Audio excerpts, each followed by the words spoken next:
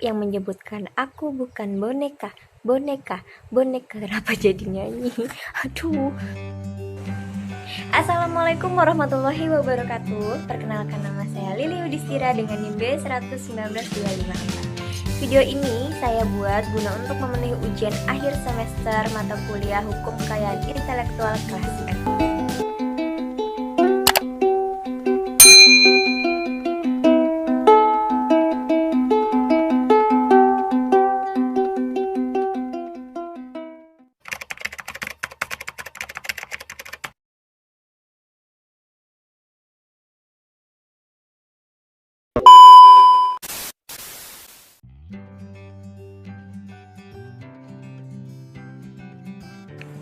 Jadi sebelum kita masuk ke pembahasan, saya akan memberitahukan kepada kalian semua apa sih yang dimaksud dengan haki. Jadi, haki itu adalah hak kekayaan intelektual yang didapatkan dari olah pikir manusia yang nantinya bakal menghasilkan suatu produk, suatu jasa, ataupun suatu proses yang nantinya bakal berguna untuk kehidupan di dalam masyarakat. Jadi, itu yang dimaksud dengan haki.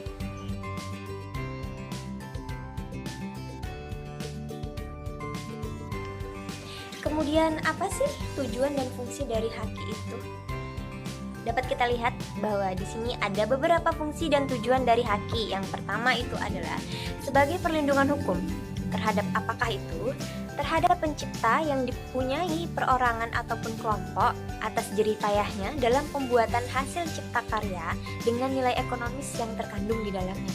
Dan yang kedua adalah mengantisipasi dan juga mencegah terjadinya suatu pelanggaran atas haki yang dimiliki oleh orang lain. Dan yang ketiga adalah meningkatkan kompetisi. Nah, di sini perlu kita ketahui kompetisi dalam apa saja, yaitu dalam hal yang khususnya mengenai suatu komersialisasi yang dapat menambahkan observasi dan wawasan terhadap seseorang itu sendiri, yang intinya terdapat mengenai intelektual.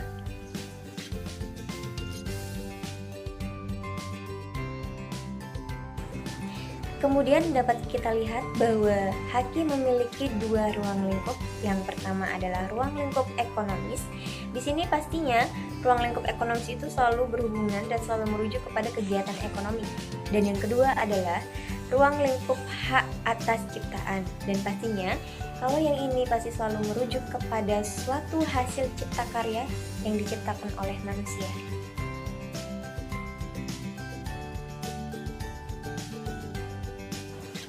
Lalu bagaimana sih dasar hukum dari haki tersebut?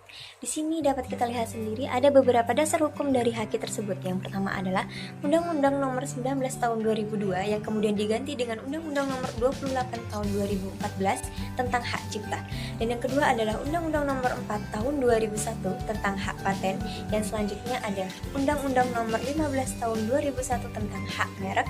Dan kemudian ada Undang-Undang Nomor 31 Tahun 2000 tentang desain industri. Dan selanjutnya ada Undang-Undang Nomor 32 Tahun 2000 tentang desain tata letak sirkuit terpadu. Dan yang terakhir adalah Undang-Undang Nomor 30 Tahun 2000 tentang rahasia dagang. Nah, itu adalah beberapa dasar hukum dari hak kekayaan intelektual, yang maksudnya adalah yang berada atau ternaung di dalam hak kekayaan intelektual tersebut. Namun sayangnya, meskipun Indonesia sudah memiliki kerangka hukum untuk perlindungan hak kekayaan intelektual itu sendiri, yang kemudian diikuti dengan sejarahnya yang panjang, namun ternyata bahwa untuk implementasi undang-undang itu sendiri memang benar-benar masih sangat minim. Buktinya adalah bahwa negara Indonesia ini ternyata berada di tingkat terbawah tentang perlindungan hak kekayaan intelektualnya di negara-negara Asia. Dan saya akan mengambil salah satu contoh kasus, yaitu tentang pelanggaran hak cipta lagu. Di sini kasusnya adalah tentang pembajakan ataupun suatu peniruan lagu yang dulunya pernah viral di kalangan artis Indonesia. Berikut videonya.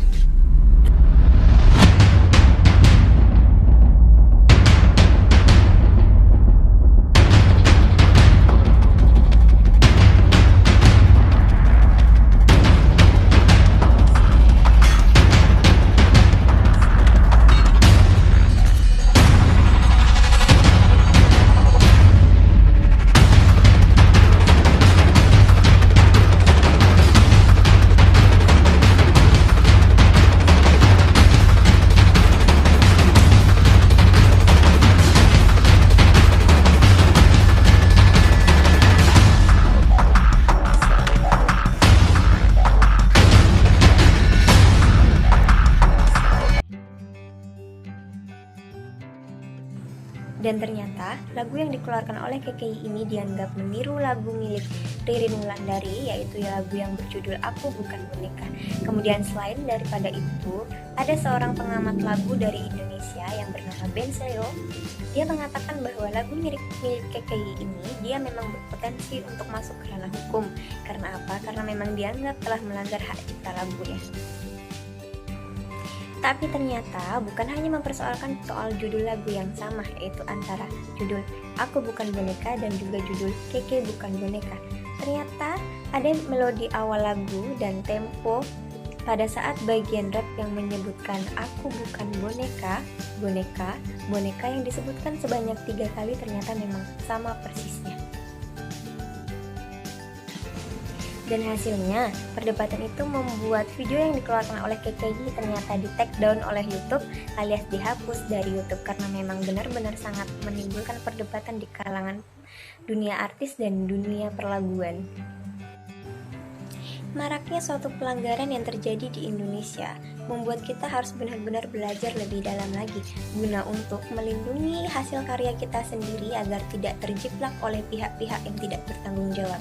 Misalnya adalah dengan memanfaatkan jasa perizinan hak, yaitu izin.co.id, yaitu adalah sebuah jasa konsultan hukum yang dapat menjadi solusi Anda dalam melindungi ataupun memberikan izin hak mengenai cipta hasil karya Anda, dan kemudian dia juga bisa menyelesaikan perizinan hak kalian. Silakan kunjungi izin.co.id sekarang juga untuk solusi Anda dalam jasa pembuatan izin dan segala perizinan hukum milik perusahaan Anda.